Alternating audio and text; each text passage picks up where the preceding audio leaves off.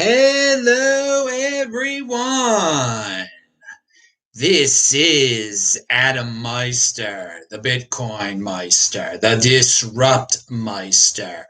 Welcome to the One Bitcoin Show. Today is St. Patrick's Day, March the 17th, 2021. Strong hand, long-term thinking. Bitcoin is the next Bitcoin. Personal responsibility is a new counterculture. Offended by selling, in motion. Compete, don't complain. We'll be talking about all of that today. Hello, my elite friends. You have questions, I have answers. Type in Bitcoin Meister, do a super chat, get my attention somehow. You can ask questions. I love answering questions, and we'll talk about upcoming shows, past shows in a second. I just want to mention, we're going to talk about silver right now. Vention, the great Vention, who we're all wishing well, a great Bitcoiner who always talks about stacking silver. He has a sister who's clearly mentally ill, and when he was in Mexico, she stole all his silver. And so Vention no longer is a holder of a silver stacker. So that's why Bitcoin beats silver right there. It involves trust. Silver, storing your silver, trust involved. You think you leave it at your house with your sister? Yeah, I trust my sister. You come back from Mexico, the silver is gone. He still has his Bitcoin, okay? He still has his Bitcoin. She could not steal the Bitcoin. People are, and it's a horrible way to learn about it. Now, Vention has done very well with Bitcoin, so the silver that he lost is just a drop in the bucket. But why do people even get into it still? I mean, you have to keep it in a safe. She stole the safe. I don't even know the whole spiel. But you can't. Bitcoin, there is no trust involved. I mean, if your sister goes wacky on you like his did, she can't steal your silver. She can't steal your Bitcoin. She can still steal your silver. She cannot steal your Bitcoin. So unfortunate story there, but just wanted to point that out there. I don't know why people are still getting into that. Guys, Tuesday's show was awesome. It is linked to, I just put it in the chat for you guys. We'll talk about it in a second. Robert Valentine, who was running for Dutch House of Representatives. We'll get to that in a second. Michael Weber said, hey, Adam, greetings from England. First time I find you live. Well, Michael Weber, welcome. I think you mentioned Trezor on in the chat in UK BitcoinMeister show the other day. I'm going to talk about that in a second. UK BitcoinMeister will be on tomorrow at 2 p.m. Baltimore time. That's 6 p.m. in London, and he's in the chat also. Lokesh Sharma says, Adam, hey, Adam, I'm so happy I'm catching you live first time. Okay. Good. Everyone's first time for everything. All right. Pound that like button. All you people watching this, you don't have to watch it live. I would prefer to watch it tape because you can play it at 2x and save time. All right. So the big news of the day, well, really, the big news of the day should be like, why are you still buying precious metals which can be stolen? I don't know if anyone really is. But the big news of the day is that, well, it's Morgan Stanley, but I want to talk about Russell Okung real quick here. Russell Okung is an NFL player who said he was going to convert his salary back in December to Bitcoin, and he was able to do that. A percentage of it, he didn't get directly paid by the team in Bitcoin, but he immediately converted his salary to Bitcoin in December, or part of it. And the story is linked to below. The point is you can do the math, guys. Bitcoin was worth like 20,000 then. It's 58,000 right now. And he is doing incredibly well. And if even though it was not his salary, if you pretend that he actually was paid that much by the team, he's one of the highest paid NFL players right now, based on what his salary became shortly after he was paid it. Now, I bring this up because I hope other NFL players and their agents, because their agents get a cut of their money, are paying close attention to this, and that this wakes them up. I think it will wake up a few of them. Like, if they just think of it in very simple terms, like, wait a second, he quote unquote got paid in Bitcoin. Now he's worth more than he's getting paid more than Tom. Well, he's not getting paid more than Tom Brady, but he's getting like that level type of salary, upper echelon. He's not an upper echelon player, Russell Okung. He's not, but he's got an upper echelon brain for the freaking NFL. I will tell you that. Woo! He's doing great. And good for him. Good for him for being a great promoter of Bitcoin. So now Morgan Stanley becomes the first big U.S. bank to offer its wealthy clients access to Bitcoin funds. CNBC was talking about it. Breaking: Morgan Stanley, the largest U.S. brokerage, is embracing Bitcoin. Oh, they're hugging Bitcoin now. Okay, they have released a report, The Case for Cryptocurrency as an Investable Asset Class in a Diversified Portfolio. And we got Pomp tweeting about it. Well, Morgan Stanley is bringing 2 Bitcoin funds to their platform. Galaxy Digital and NYDIG will both be onboarding millions of people to Bitcoin via the largest U.S. brokerage. Morgan Stanley is in the game. Okay, Bitcoin is inevitable. So yeah, dudes, I'm not making a big deal out of this because it was inevitable that they would do this, okay? They want to make money. They know you're going to make a lot of money if you let your clients who are demanding to invest in these Bitcoin funds, and I think there's 3 of them. I think I mentioned Galaxy and NYDIG. I think there's a third also. I don't care if there's a third. Why not just buy the real thing? And that's the reminder. All the regular dudes out there, like me, like UK BitcoinMeister, like Vention, we actually bought the real thing before all these freaks that want to buy it through Morgan Stanley can. You should be happy. You were in super early. This is not super early anymore. It's early, but it's not super early when we get announcements like this. So I'm not going to be, I don't put them on a pedestal. So many people think they're the most evil organization on the planet Earth. And oh my God, we conquered them. No, they're not the most evil organization. They're just a bank. They're trying to make money. They're going to make a lot of money off of Bitcoin, and you really shouldn't care. You should care about yourself, not about these other dudes getting richer. But hey, it was the headline of the day, so I had to bring it up out there. All right, retweet this, people watching this live. And again, yeah, I see the dudes in the chat. If you got questions, I got answers, of course. And okay, we're moving to the next topic here, which is Coinbase going public. Coinbase to float around $115 million, 115 million shares in a Nasdaq listing. Okay, so it's going to be on the Nasdaq. They made this announcement. It's right now, no official listing date has been given. That's the biggest thing. Now, I want to say this. It's clearly getting closer when they're leaking out this information slowly. 115 million shares on NASDAQ will float. Okay, good. I'm not buying any. But my point of bringing this whole darn story up is that the date that it comes out, the date of their public offering, it's not an IPO. It's a direct sale, whatever it's called. They're doing it. They're doing a little direct listing. The day of their direct listing. Once they know, it's going to get leaked. Okay, the date will be leaked, and once that gets leaked, you're going to see. I predict. Well, everything gets leaked over there. By the way, remember the Bcash thing when they were about to list Bcash, and then someone leaked it out, and all these insider people bought Bitcoin before they listed it and dumped it on all the freaks who actually bought Bcash. Oh my God! But yeah, so it will be leaked. And on that day, the Bitcoin price will spike. There's no doubt about it. So, but the bottom line is, once it's actually listed too, it is going to be so good for Bitcoin. This is so great. I've said this many times, but just so you know, be prepared for that leak to come pretty soon. Oddly enough, in my notes it says drink water. After I was talking about leaks, I got to drink this water at 5 p.m. Now, and check out my TikTok today. It was about Coinbase.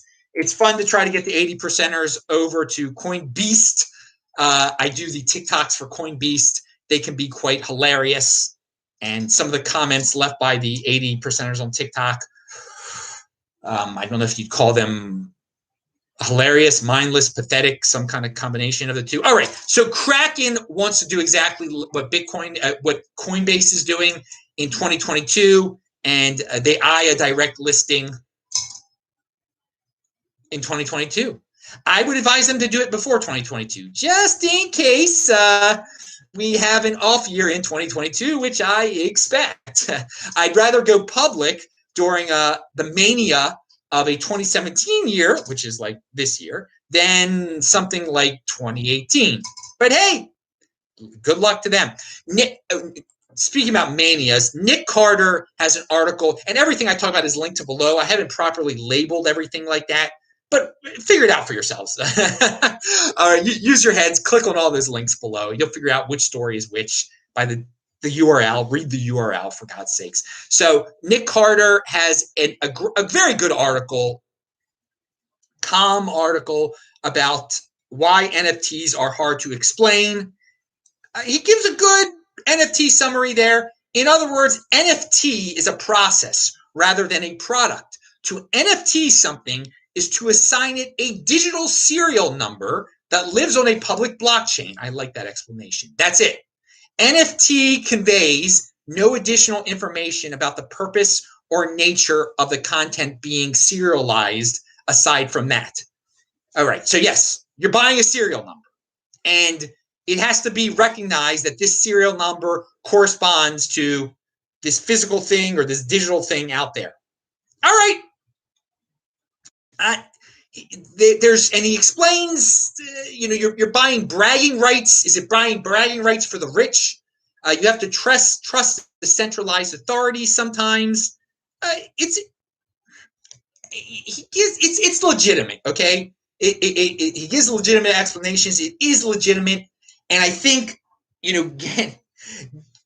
getting these original serial numbers before everything has a serial number on the blockchain is probably the people who get into this later are not going to be making as bigger profits. It's not going to be as valuable. The bragging rights won't be as braggadocious in the future. I'm not into this stuff at all. All right, but it's something that's out there. And he gives logical reasons for it. So I want to say, instead of being some young dude out there like, oh, got to get in on this hot trend. Today, St. Patrick's Day, be a freaking young dude and party like a rock star, like the Meister used to. Okay, there were many days I can remember getting quite intoxicated on this day, having fun times, and I'm so happy that in some cities in the United States of America, many cities opened up, got rid of restrictions because they could not afford to no longer have their bars not make as much money. And who knows, they might have feared some of the reactions of the bar owners that they cannot be fully open today. So I hope everyone is having a great St. Patrick's Day. I'm a very healthy person. I do not drink, but I know that young people are going to be young. 20-year-olds should be 20-year-olds now. And it's a disgrace that some of your colleges are locking you up. And I don't know what I would do if I was 20 right now. I mean, I'd be very unhappy. I could tell you that. But when I was 20, it was freaking awesome. And when I was 24, it was freaking awesome to be partying on a St. Patrick's Day and everything. All right, so I just wanted to put that out there because there's all these screaming Karens. They're like, oh no, oh, the world's going to end because people are being people on St. Patrick's Day. No, it's not. Stop. It's over. Dudes, as Ben Shapiro would say about the virus, it's over. I mean, it's just your mindset. If you want to be a doomer, be a doomer. It's over. So moving on, oh my God, Lokesh Sharma sent me 360. Are these Indian rupees? Serious question. Will it be wise to loan fiat from bank and buy more BTC?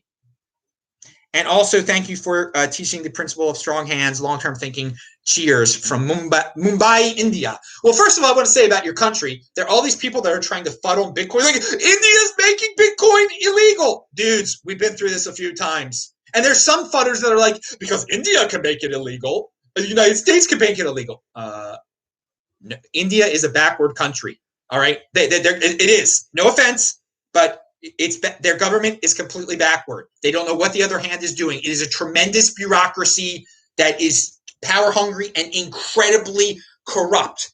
And no, the United States will not follow India's lead on anything. Okay, sorry, India.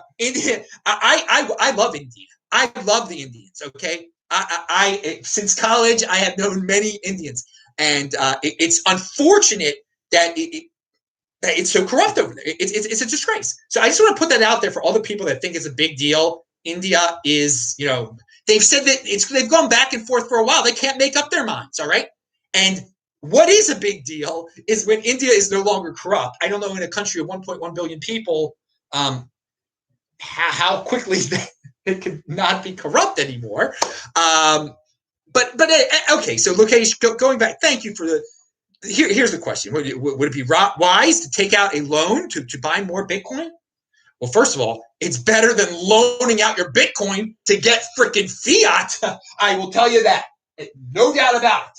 So, because fiat, now your fiat in India, it's horrible. It's terrible. With the restrictions and the inflation and what can happen. How they make they make bills. So in your country, I don't. But you see, the problem is, I think in your country, could they come physically after you and injure you if you do not pay them the fiat back? So, is it the worst thing in the world to take out a loan for Bitcoin? No, it's not. It makes what's going on. I wouldn't recommend doing it at all. I mean, going into debt is not a good thing.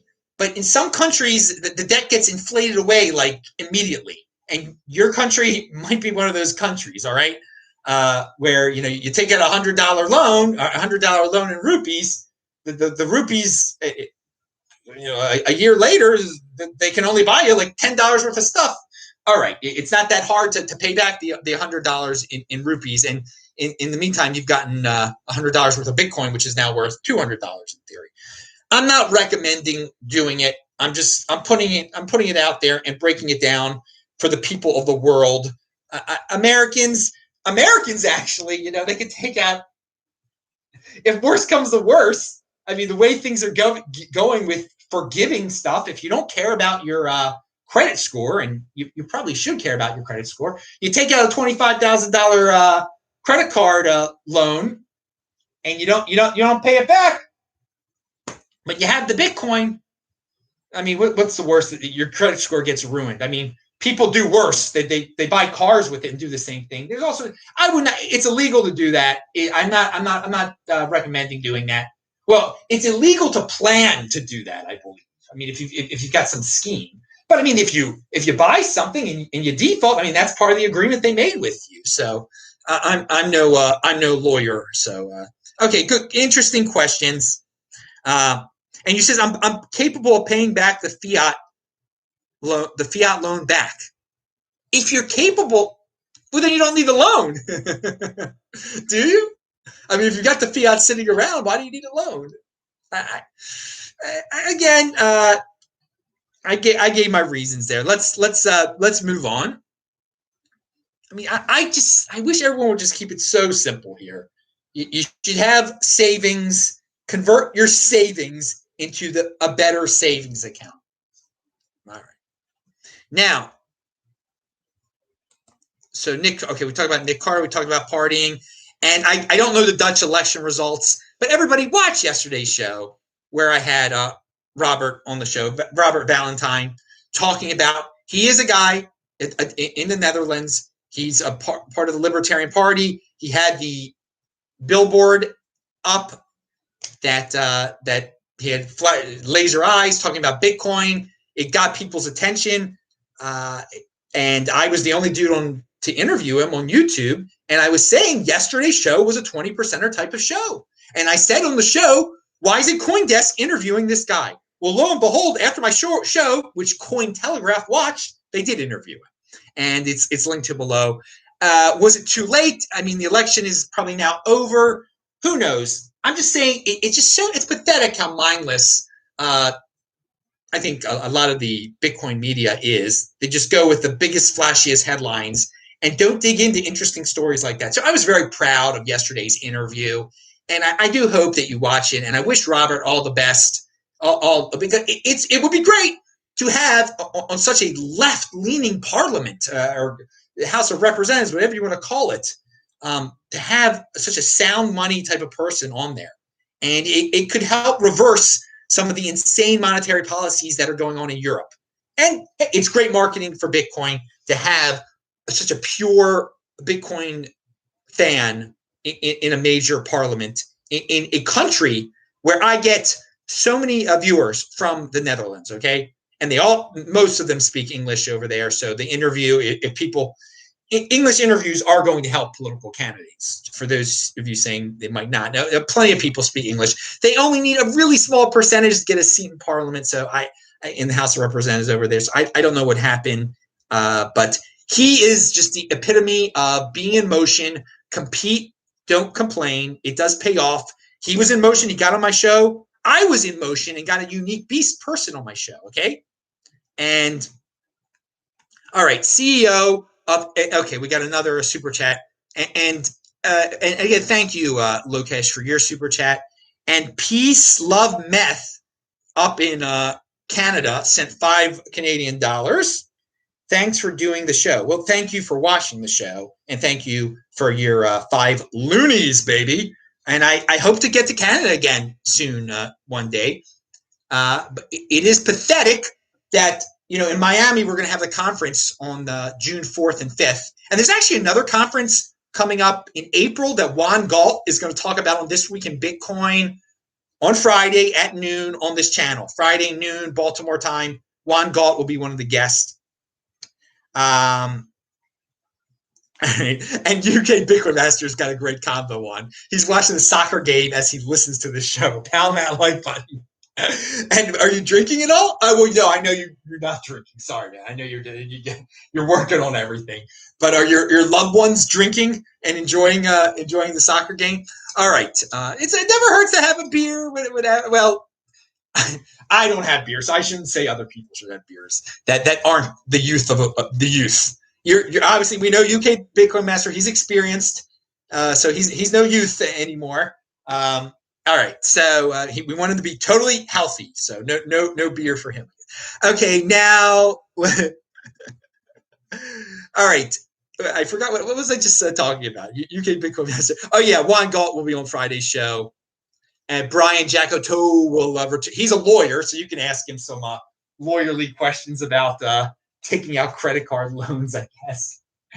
And we have a new guest coming on from Canada, a Canadian guest. So he'll give you a Canadian who is on Coinbase with me. Coinbase Connect. He's one of the Coinbase Connect guys. So you will see him on Friday show. He's a smart guy, bring a new perspective, a Canadian perspective. But I was saying the event in Miami that I'm going to be at on June 4th and 5th, BTC Benny's going to be at it, and he's already said, yeah, I guess I'm going to have to quarantine in a hotel when I get back to Canada. That is so ridiculous that Canada is making people do that. If you're going to America, you have to pay some hotel to stay there for 2 weeks. It's such a waste. It's disgraceful. Hopefully they'll get rid of that by then, but Trudeau is horrifying. So it's 3 months away. Things can change, but they're backward there. In Florida, it is just the ultimate. We don't have to worry about insane policies like that. But all that being said, I don't know what was. I will not participate in that charade. I will not participate in that game. I will not waste money I'm going to Canada, but I have to stay in a hotel for 2 weeks. It's ridiculous. Lock myself in a hotel for 2. No, I'm not going to Canada. I'm not taking anything in my arm or anything like that. Israel is making weird rules too. Australia. I mean, places I like to go. But guess what? I've got impulse control. I don't have to go there. I've got a whole big country here in the United States. I can travel around here for the rest of my freaking life, and I plan to live 200 years with that freaking life extension technology that I will buy in the golden age with my Bitcoin stash. Okay, we went off on a rant there, but hey, that's what this show is about. You don't know what you're going to get. All right, Gemini now has more than $20 billion in crypto under custody. Not a shock. CEO of NYDIG. He says, in the next week, you'll see game-changing milestones for Bitcoin adoption in the financial landscape. Can that really be confirmed or not? I don't want to get your hopes up too much. It's kind of nebulous there. At least it's not like something like Webbot saying 7777. So CEO of NYDIG, legitimate dude. It's linked to below. I don't know what he means. game-changing milestone from Bitcoin adoption in the financial landscape. We're already in the next week. So was it Morgan Stanley? Is that what he was? I don't know. It's not game-changing. And rich millennials are splurging on crypto art. This made the mainstream Twitter. The pandemic hit the art world hard, but the influx of young tech-savvy collectors has kept the market buzzing. Well, you're keeping the market buzzing by making this a legitimate story. Now, in recent months, phishing emails and text have been on the rise, as have fake apps. There is currently no official Trezor app on any app marketplace. So please report any fake application you find. So guys, if you find a Trezor app on your phone, and I always warn people about these freaking phones, don't play with Bitcoin on your phone. I do not. With my free phone that I got from my buddies at Coinbase, that phone that I was given for free because I said I would never buy a phone, I don't have any Bitcoin-related stuff on there. And so, dudes, if there's a Trezor app, it's fake. All right, just putting it out there. Reminder. And yeah, be careful of the phishing emails also. Just go directly to their site and never type in your recovery seed on the computer. You can do it through the device. All right. Okay, we talked about Robert, the Dutch libertarian, and this is an interesting story. Using Square and PayPal data as a proxy, retail investors have purchased over 187,000 Bitcoin so far this quarter, compared to roughly 205,000 last quarter. Strategists including Nick, I can't pronounce this guy's name, it's a Greek last name, wrote in a Friday report, meanwhile, institutions have bought about 173,000 of the world's largest cryptocurrency over that time frame. Okay, so that's 187,000 from retail, 173,000 from institutions, as gathered by Bitcoin futures, fund flows, and company announcements, after buying nearly 307,000 in the last quarter. Now, so what they're saying is retail Bitcoin traders rival Wall Street, or rival institutions. Well, if these are all estimates on these parts, but it looks like that the retail is caught on fire. That more people. Now, I don't necessarily believe that. I still think the institutional investors bought more than retail this quarter, but they have information that says otherwise. What I want to warn you all about is that the institutions have a lot more money than the retail dudes. And these numbers can get real lopsided real fast, which is great for holders like me because they will be banging up that price. But it will make it harder for it, it'll be pricier for one of you dudes, regular guys out there to buy Bitcoin. So great that retail guys are still able to get a good deal and are still beating a lot of institutions to the punch. Remember, 18 Bitcoin make you a freaking millionaire right now. Pound that like button. But I don't see how retail will continue to rival institutional buying. I think institutional buying will crush it. And then people will think they will be buying Bitcoin through institutions, through these wacky funds that they set up, which is not really Bitcoin. All right, we talked about Juan Galt. And link to below is, again, yesterday's video was great. Please watch it. But This Week in Bitcoin with Chris Black, Anders, and Al's Lacrosse was also great. And we said something on there. I think I said it. I don't know who said it. NFTs are the gateway to crypto. They can be a gateway to crypto. There's an article about that because when you have mainstream people, glorifying the rich millennials buying art on that are NFTs, you're going to end up with some people that have no clue what Bitcoin is at all and what crypto is at all. And this is a way, I take a positive spin on it. It's a way to get people into Bitcoin and cryptocurrency, this NFT thing, because it is definitely touching on them. The art crowd, I don't know how much knowledge, crypto knowledge they had beforehand. And it was great on March the 12th, March the 13th, last year when Bitcoin was in the fiat doldrums for you fiat freaks and people were sad and I bought more Bitcoin, that a year later, we have the world that we're living in is there all these articles out there that are saying, when will I get my stimulus check? When will you get your $1,400 stimulus check, your third stimulus check? Meanwhile, and it just shows you the 80%, what attracts the 80%ers, what the media wants to focus on. And this is the same day that Bitcoin is hitting an all-time high of $61,000. The articles are saying, hey, when will I get my stimulus check? Dude, you really got I knew I was getting a stimulus check a year beforehand when everybody was thinking the world was ending. I spent my stimulus check on something that's already worth $61,000, but people want they can't think beyond freebies, beyond just whatever the mainstream media. Everyone's free cash, free. It's not free. Okay, it's destroying your savings. It's inflating everything. You got to decide what to do with it so it doesn't hurt you.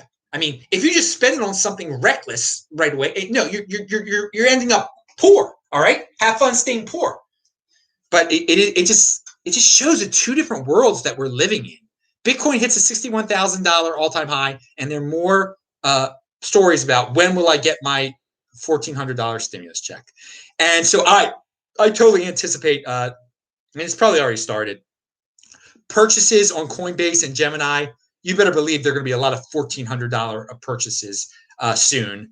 And there's a survey, America from, and who knows how legit this survey is.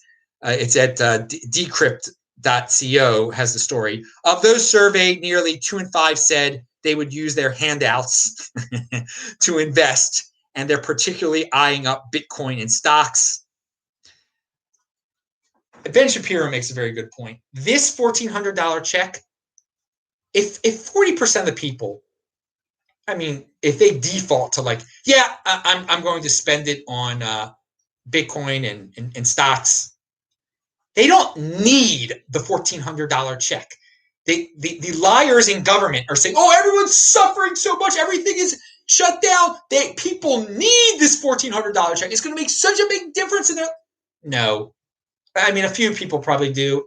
This whole stimulus package, $1.9 trillion, totally not necessary. Totally helping bail out governments that spent like crazy the last few years.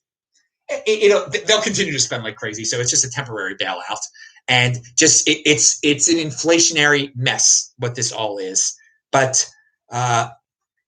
it's great to be in a situation where you don't need it.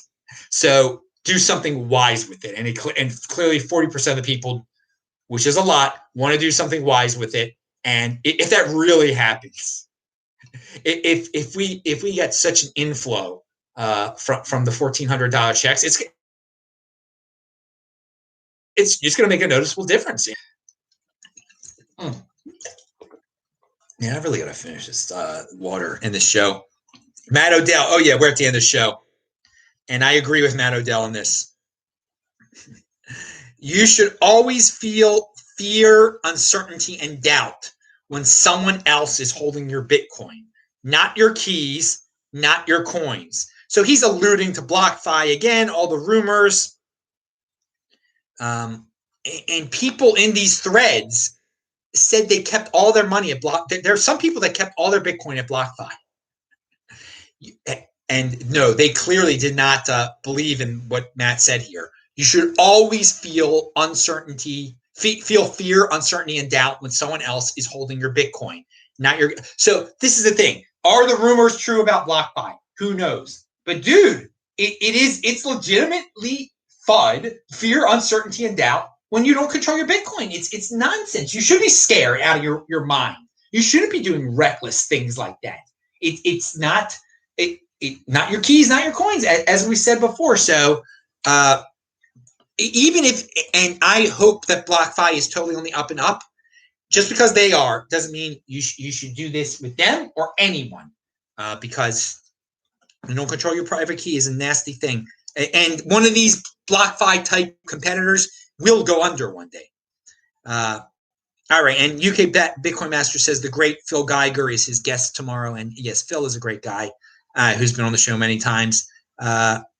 And we have Romy Q says 80%ers get locked down in hotels, 20%ers stack Bitcoin and vote with their feet, baby. Yeah, vote with your feet. If you're down and out because you live in California, compete, don't complain. Move down here to Florida, okay? Or just keep on moving around. Don't have a home like me.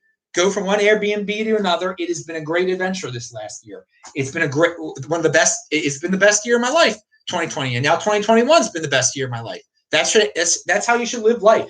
Every year gets better, and you shouldn't be listening to the dudes like, oh, this year was terrible. Get out of that doom. You want positivity. It's the freaking golden age. And I even, the great economic invincibility, who can be really down sometimes. He also calls himself Martin Goldberg. That's probably not his real name. He can be a downer sometimes, but he even said, 2020 was a great year for me financially. There's no shame in it, dude. There's no shame in that game. And he actually likes Ripple. There's shame in that game, though. Okay, Bitcoin is next Bitcoin. He doesn't get that yet. Hey, not everybody can have the correct mindset. They have to learn the hard way when it comes to quote-unquote cryptocurrency. Tomorrow is a special show here also that will be debuting at noon. So, yeah, we got a show tomorrow. Friday is noon tomorrow, or maybe it's 12:15 tomorrow there's going to be a show. And then noon on Friday, there's going to be a show here. So keep coming back to the BitcoinMeister channel and TechBalt on Twitter, TechBalt. Pound that like button. See you tomorrow. Thank you, everyone. Bye-bye. I'm running.